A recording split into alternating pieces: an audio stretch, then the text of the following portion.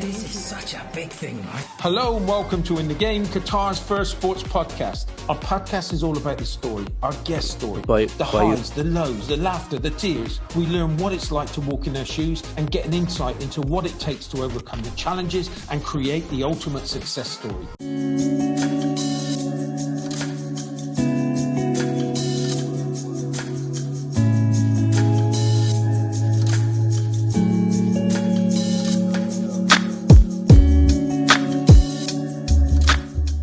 Welcome to In the Game, Qatar's first sports podcast. We are today at QSTP, one of the best places in Qatar. And today we have a special guest, as always, Adel.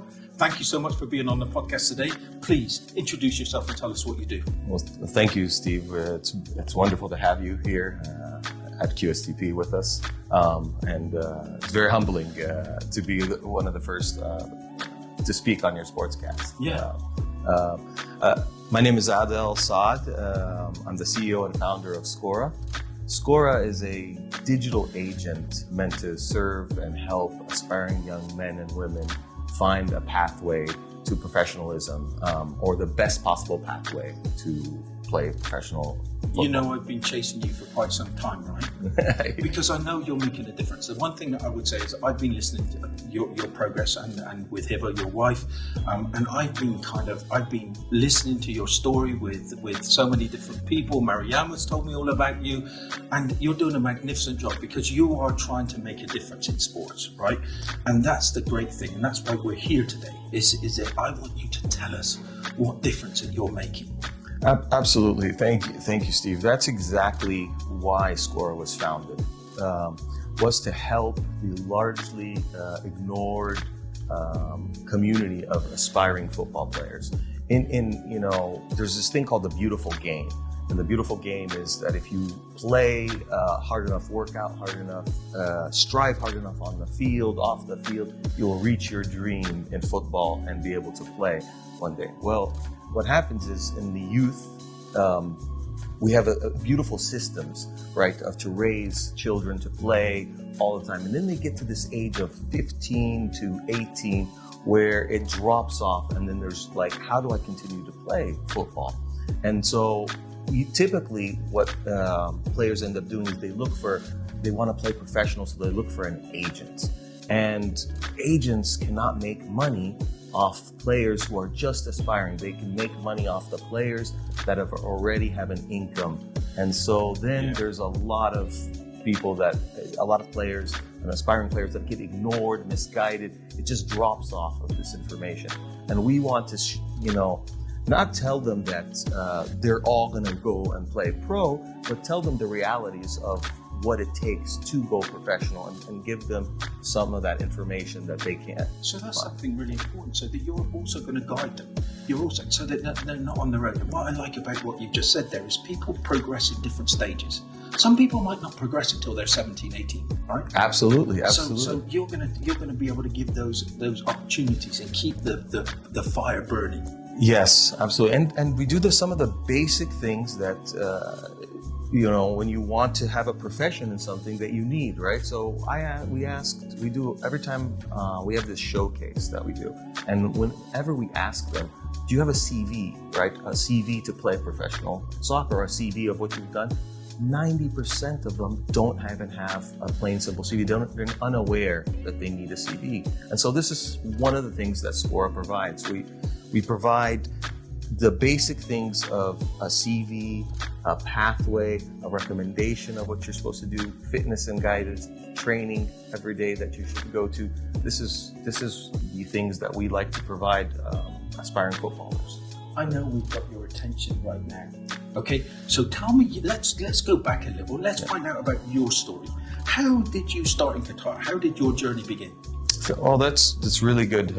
So I was an aspiring footballer myself, and I grew up in the Bay Area, San Francisco. It's my hometown, my home base, right. And my parents were immigrant parents from Egypt. So Dad was a little always conservative and strict, but the one thing he let me do was play football, right?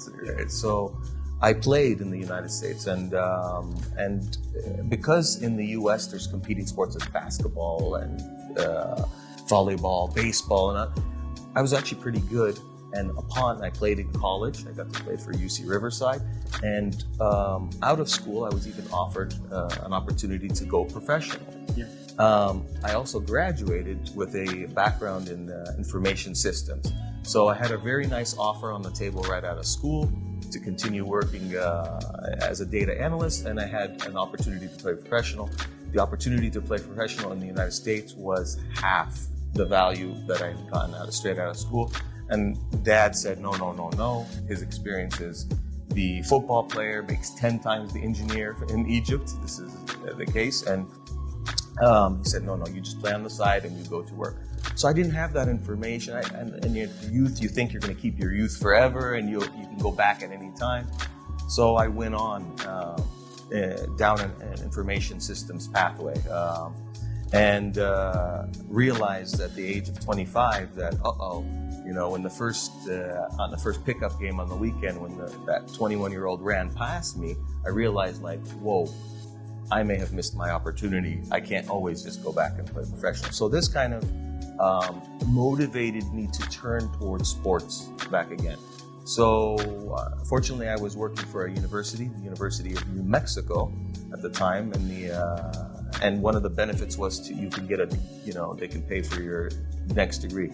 In my master's degree, instead of doing a master's in an MBA or a computer science degree, I went back and I did a master's in sports administration.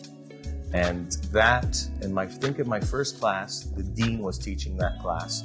He said, as an intro to sports, you can work as an athletic director, you can work in stadiums, tickets, and he set the precedence, right? Or you can represent players.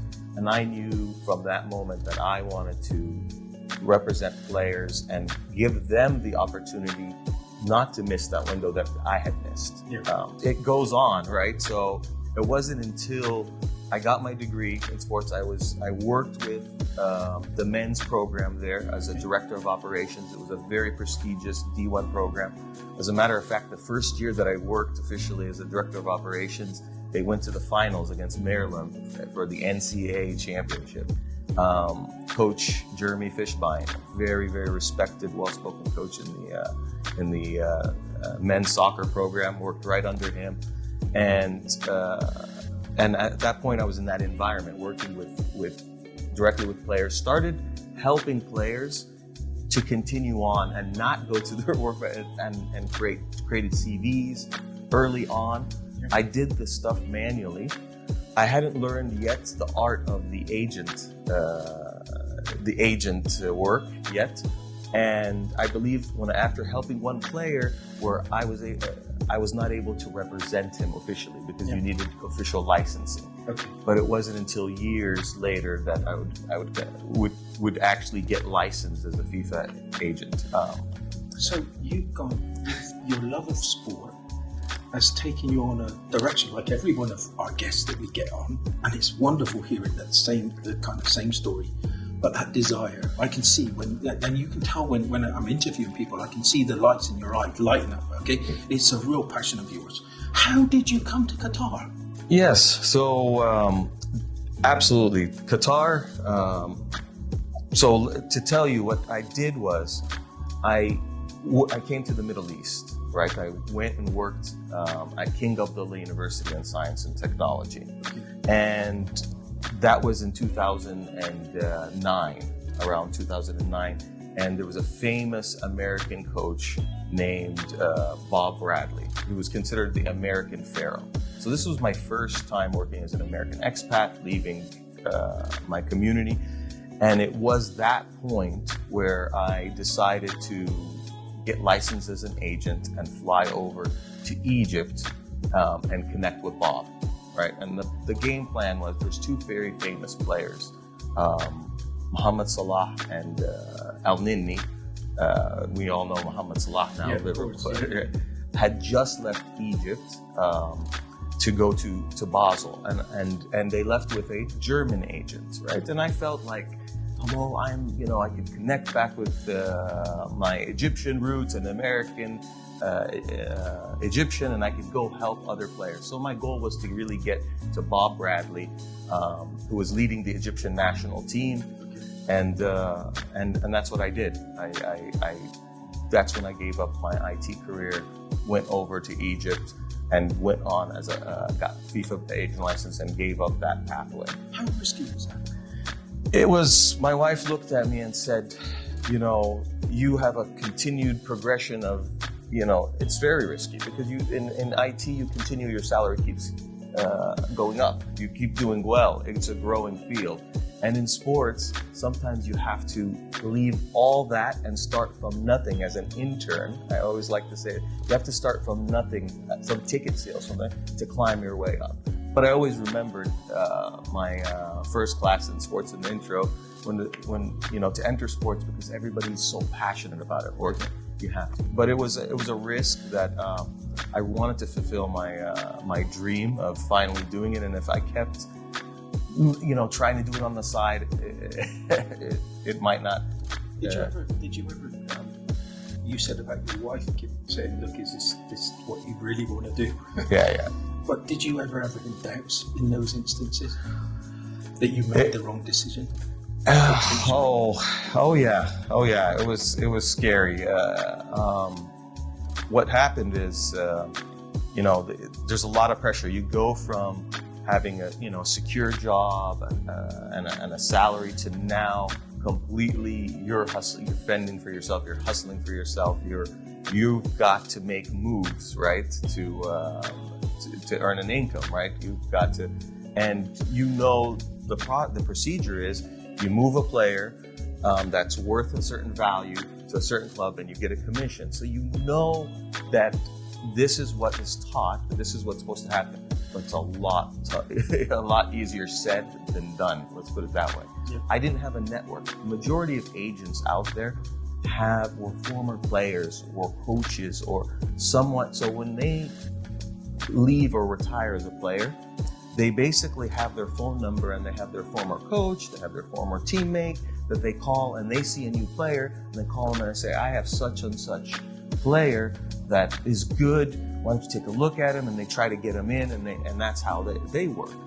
For me, I had 15 years as a system administrator and data analyst. So with a huge passion in football. So I went in there and I declared myself, I created a brand called Scora Stars. And I said, we will be the Moneyball of football. And who better than who stated that a little bit earlier than me and recognized this was Ernie Stewart. He's now the sporting director of U.S. Soccer. So I connected with Ernie as well, just told him my thoughts. He liked the thoughts. You all know Moneyball from the game, right? Because I looked at players, I said to myself, and is that the only leverage I have is data. And so let me look at players and try to see what the club needs and try to get an acceptance, right? Because the first time I would take a player I thought it was good, I would get rejected. And so I dove deeper. And without giving my algorithm of what we do at Scora today, basically to make it simple, as I started to look at a league, where are these players coming from that play in, say, Malta, the first division? And I started to notice that the majority of those players in the first division of Malta come from actually the Italian Serie C, the third division in Italy. So I said to myself, okay, if I go and I find a player, right, in Serie C that actually is now free, is a free agent, and I can take him to Malta Premier, let's see what the acceptance would be, right? And sure enough, the acceptance of them seeing them just on a trial basis increased, okay? And it got even better when I started analyzing the score chart, and you got the first place team, for example, and they got 40 goals that they score for, and they have and they have 8 goals against. So they have 40 goals scoring for and 8 goals against. And then you got the second place team 38 and 12 against. And the third place team has 40 goals, but they have 40 goals against them. what would that tell you, Steve? So the defenders bring a defender. You got it. Yeah, So yeah. at just the basic level, it gets more, is that this third place team needs a defender. So if I went to the Maltese Premier League team that's in the third place with this defensive problem, and I went into Series C and pulled out a center back and brought him in, my chances, this is what I did, my chances of acceptance were higher. And surely, slowly but surely, I started making some big moves. I moved, the first Pakistan player ever to the United States, right? Their captain, because I took him to the right community, a Pakistan community in the United States where the team wanted fans. I moved a World Cup national player from Egypt to Los Angeles Football Club. That one was a little bit easier because I had worked with Bob Bradley and he loved the player as well. But for every one of these big moves that I did, what's happened is I would see hundreds, if not hundreds of players would come and plead to me. They called me captain. Please give me some advice. Please tell me what to do. And I wanted, my heart bled for them, and so did my pocketbook, right? So I realized that I can't scale myself. This is kind of, the story of Scora, the precursor. So Quora Stars, I knew that coming from an IT background, that I needed to create this kind of agent brain. Now, coming back to your question about Qatar, right? I'm coming here. I experienced 2 World Cups before the 2022. Before each World Cup and after each World Cup, there was a spike in my email and my phone blowing up from players asking for help. I mean, it's, if I'm getting 5 calls a week, it was like 5 calls a day, okay? Right before and after, and email flooded. So I saw this happen in 2014, 2018 in Russia, and I said to myself, this is a historic moment that the first time in the MENA region, all right, in the Middle East and the Gulf region where and that's my focus, really. Yeah. My focus was to bridge the Middle East with the US market, MLS market, and the European market predominantly. And I said, with Qatar being a host of this time I want to be embedded, I want to have my idea off the ground and launched, and I want to be in the heart of the great thing Qatar. about this is that you made those decisions, and I know Hibba, so I know she had a great big job in the States, right? She was doing her thing. It's like that was a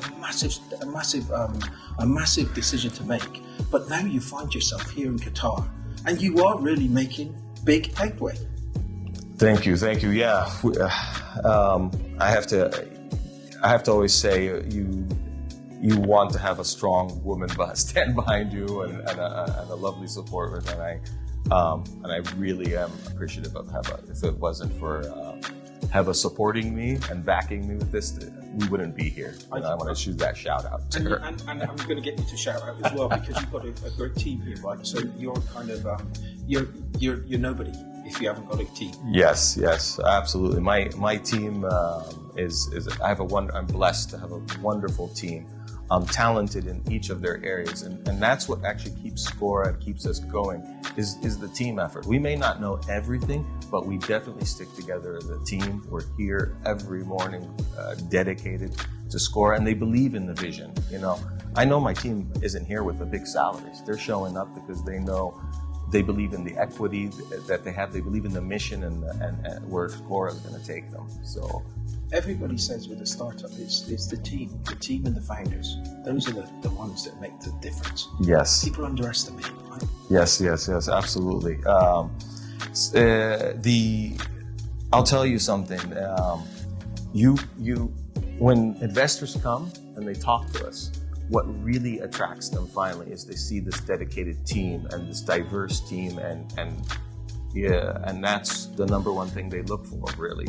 And that's why I believe we keep getting funded and we keep getting the attraction that we have. And I want people to understand this now, right? You're listening to this, okay? You could be a footballer. You could be looking at this and saying, ooh, what's this? Look at the passion. Look at the drive. Look at the team that's behind it. And they're doing really well. So you really need to get onto that get onto this and see how it can benefit you. With you yourself, what is it that your unique selling points for all those footballers out there or people that want to get into it? What's those unique selling points? How do you help them? How do you guide them? Wonderful. So we have an application that's going to be launching the first beta version finally, right? We've been working on this for over 2 years, right? And from one MVP to from a web platform to another, because it involves a lot of data analysis and machine learning and matching algorithms.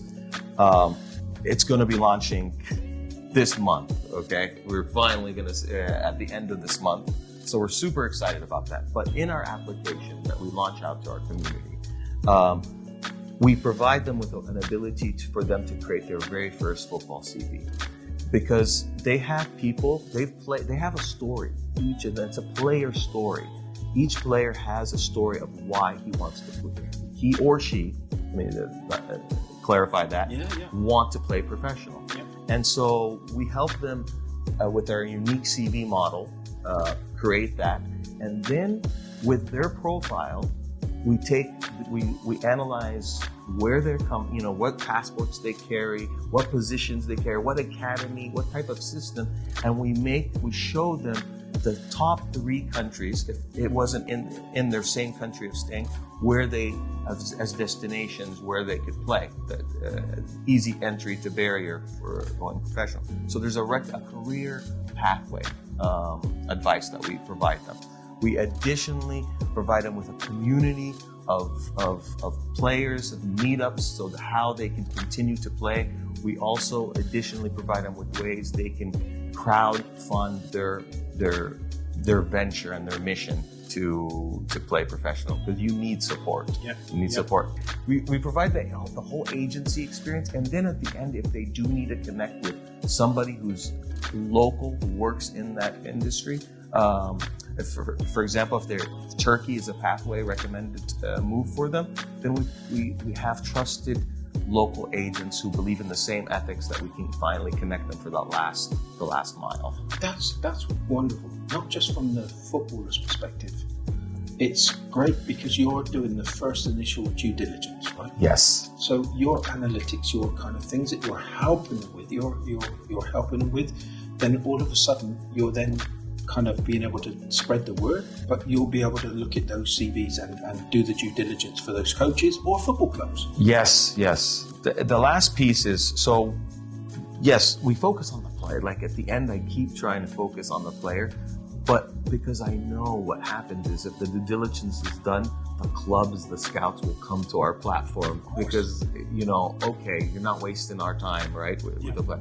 And at the same time, the player isn't wasted his time and sometimes the player, he plays 5-a-side every day on his street and free play is great. Some of the best players in the world started from street play.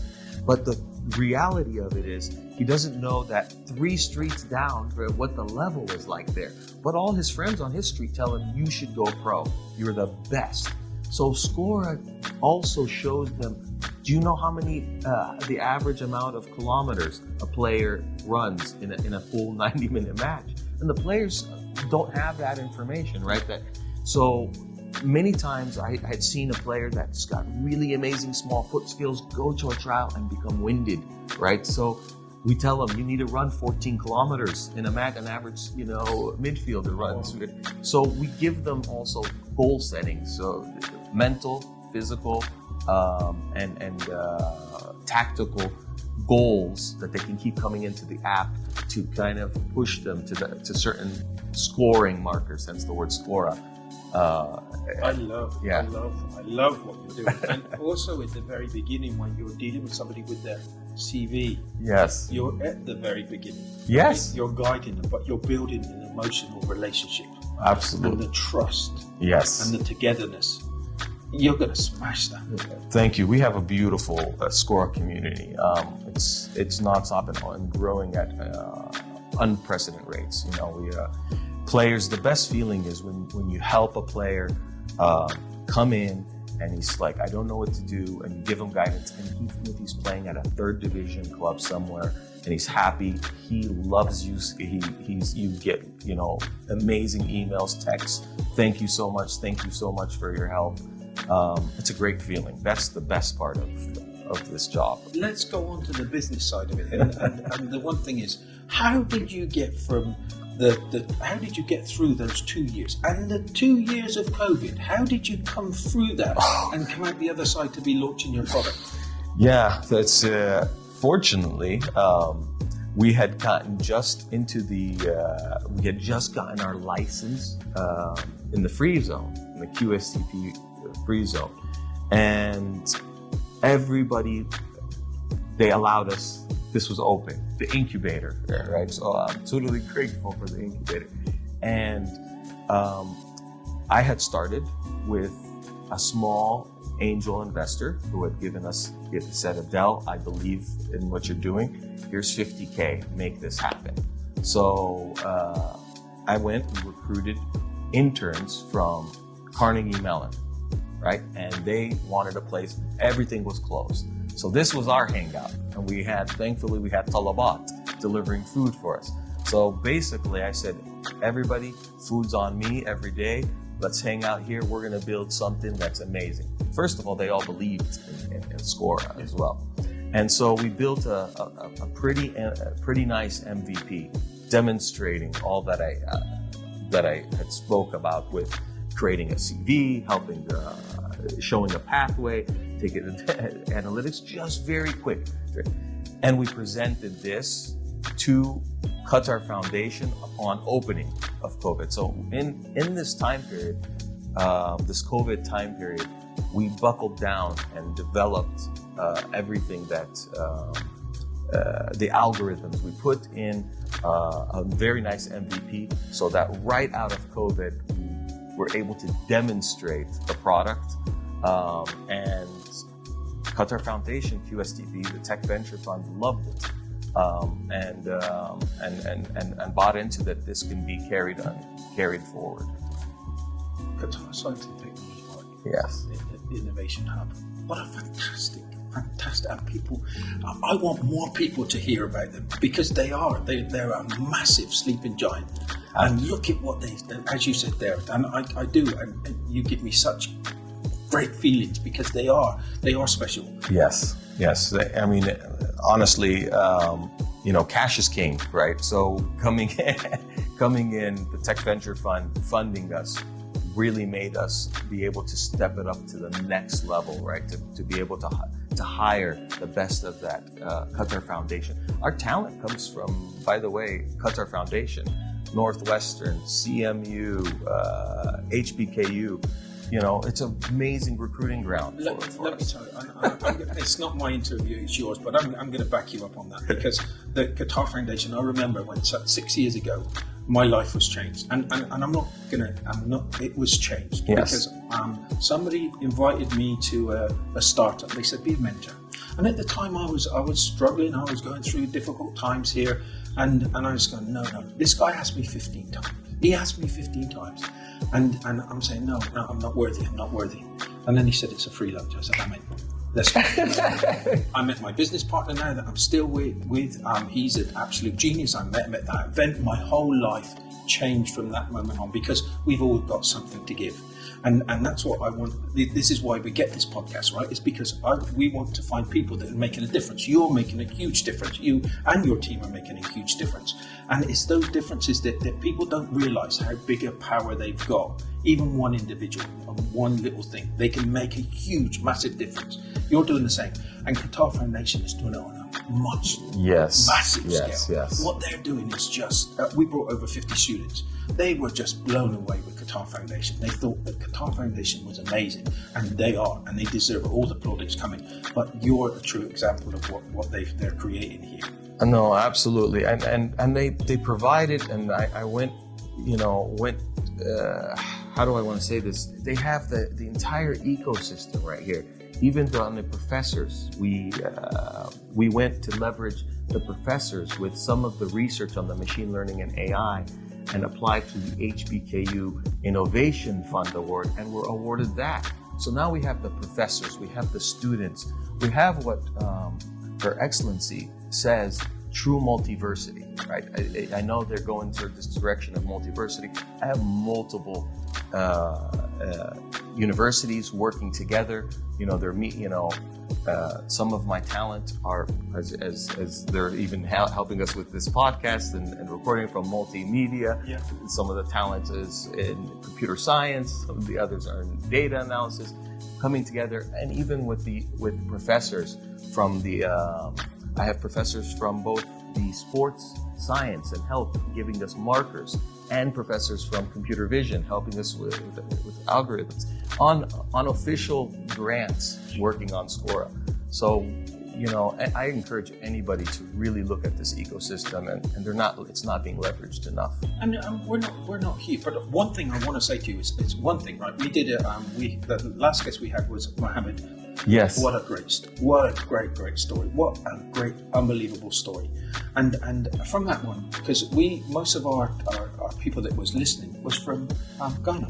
Okay, yes. And they were all listening. Do you know how many people I got contacted me saying, I'm a footballer, I don't know how to get into it. I want you to be one of our sponsors, to go on there, so that I want them to know that they can sign up for your thing. So that's what we're going to do in the future, because there's people listening all over the world, and we want you on there because we want to point them in the right direction. Yes, we would be absolutely honored, because to help. That's why Scora's out there to help those footballers answer all their questions. We've done, and now our team here has created another thing, which we attribute to, right? This is the creation of a startup environment. Created this showcase opportunity here in Qatar, which didn't exist. They tried to do it. Let me take a step back. They said they tried to do it back 8 years ago, and it failed and never. We are on our 5th showcase. Let me explain to you what showcase is. Showcase is an opportunity where players come and they play in front of coaches and scouts here, the top coaches here and scouts, and get selected to professional teams within Qatar. We started this with Lusail, our partnering club, and we said Lusail is a second division club in the amateur status, trying to prove themselves so they can get in with, and if they run things right for the next 2 to 3 years, they will have an entry point into the second division, and then you can go up to the first division to do that. So one of the things is, they thought they had scoured the whole landscape of Qatar for players, right? Aspire said the same thing. We said, well, hold on a second. Let's go ahead and create a showcase opportunity, right? And allow players to sign up. They'll get a CV. They'll have 3 days to come into the locker rooms, get dressed, and at the end and get trained together, get to know each other, and then play against the Lusail team. Well, I'll fast forward from that. From showcase 1 to 5, Lusail has made a 4th division team, a 3rd division team, QAL team. From our showcase players, 19 players were accepted over those 5 showcases, and one of those players was holding up the championship of the QAL at the end of this year.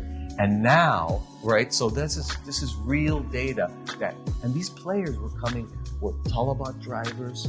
They were Talabat drivers working all day, taking their suit off, and just fielding themselves. They'd come in here from Ghana, from Gambia, from Senegal, right? For a dream to play, carrying their other jobs, construction jobs, security jobs, and the showcase, the numerous amount of thank yous for helping us score. Thank you for helping us. It's a small dream, but now they're playing at some level, informed, and showcase now as an event is being looked at a greater event where we will fly international athletes. We're hoping even after the World Cup to continue a legacy here in Qatar. Huge. That is huge. Absolutely huge, and I didn't know that part of what you were doing. Yeah, so I always like to mention that's another thing when you see the live players on the field benefiting from the application and a real opportunity. That's just incredible. Where's the journey going? Where's your ambition in the next year? So we hope that we will leave a legacy here in Qatar, of course, that with Showcase and Scora's technology continuing to bring in the top world's athletes here to strengthen the league. This is absolutely, by Showcase 10, we imagine that agents will be flying some of the best players. People will be flying the best players that didn't have the opportunities will come here, stay in the hotels, and continue forward to get measured and think as Qatar as a launching pad. Beyond that, we will give them the intel where they can go on and move to from their stay in Qatar. So this is one thing that Scora is really focusing on. Our application, we hope, will become a global oracle for all players to that want to have a chance. Let's go in, look at our score, let's get prepped by Scora to figure out how we can go professional. Nick Humphreys, I'm going to give him your number, okay? Because you're doing amazing things with Train Effective. I'm sure that you can team up here. So I'm giving a shout out for you, Nick, and congratulations on raising the finance. You are a difference maker. You really are. You and your team. I'm a little bit older. Every time I still think I'm 18 years old until I walk past the mirror. Okay, and then I realise. And when you try and kick a ball from now on, but you give me the excitement that I want to take up football. And I'm looking at all those people out there that now they've got a solution, a potential solution to go that little bit further. Yes. Congratulations, you're going to be huge. Thank you, Steve. You should download our app, Scora app. It's going to be released. And let's see what it gives you as a recommendation. There's going to be no recommendations for me, let me tell you. But it's wonderful. How it's hard work though. Let's talk about startups. It's hard work. What do you have to go through? How much pain have you gone through? How much dear me. Yeah, see, we don't want to scare anybody with that, but there is ups and downs in any startups, right? It's you just got to continue to persevere and work hard and believe that if you're providing value to whatever your customer is, if you're providing real value, the customer will come, the investor will come, they will see it, and it'll happen. But the key is have a team that believes with you, right? Believes in the entire value and the mission that whatever you're delivering as a startup, and know that you will have good days and you'll have bad days, but it's just about getting up that next day and continuing forward is what makes the difference in the startup. There's days that I don't know. There's days that I think, are we going to make it, right? And then there's days that all of a sudden somebody comes and gives you that energy that says, wow, we need this product you do, we need this service you do. And then you see, wow, okay, now I'm alive for another 6 months. So I think that the key is to just be genuine, and to have your team realize you're on one direction, you're on a boat. I think the first lecture that I tell any of my teammates and that join us, we're on a boat, right? And in a startup, you're going to carry, in the beginning, you're going to all carry different hats, as they say. But on this boat, I always just say, you may be holding the rudder, or we may have to paddle, or we may have to pull the sails up, right? Or you may have to bring the food and give it to your crew members. It's all job, but the key is let's get that boat from one side to the other, and you may be carrying. But we will figure out what you're good at, and you will definitely do it. But this is the team effort. And I give this simple example because many times when they're just graduating, it's just the first time they've ever been involved in a startup or a job. And I think that's actually one of the attractive things that our interns saw here is that they went to some that have interned, and I won't say some of the bigger companies, and they were just put in a cubicle, not naming it, right? And not left to do anything at all. But then they come tell me, Adel, you have faith in us that we can accomplish big things right out of school, and that's abnormal. And I said, age is just a number, right? And you gain experience. Experience is good, but we want that creativity, that energy, because we are looking for those future footballers in the future or athletes in the future. And I believe those first, those are just graduating, have that way to connect us to that future customer. All I want to say now, Scora. You heard when the beta version is going to be coming out. Make sure you register, get involved. I'm going to be putting up all of their information up on on this podcast, so that you'll have some connection, so that you can get in contact with them. I'm real privileged to be with you today, really, truthfully, because I look at what you're doing and it's just incredible, and I wish you every success in the future. Thank you, Steve. You're too humble and you're too nice. I appreciate You've got some big things, and I know the staff that you've got, some of the staff that you've got, and it's not just talking the talk. You walk the talk, which is it's just hats off. My hat is off to you, and I want you to really give this. When this comes out, please get involved. All those footballers that have been coming to me and saying, "Can you help me? Can you help me?" I'm just a podcaster. I'm just a message provider with people like Adel. So these are the guys that you've got to get in contact with, honestly, and they've got something special. Look at what the future's got to hold in Qatar. It is bigger than you think, and this is a true an example of what's happening here. So thank you so much for being on the show today. Thank you, Steve. Thank you very much. Thank you, everybody, for listening. And go and do your research on Qatar Foundation QSTP, because they've got some wonderful things that they're running here. And this is an example of how it helped them to go into the future. So everybody, thanks for listening. Until next week, bye for now.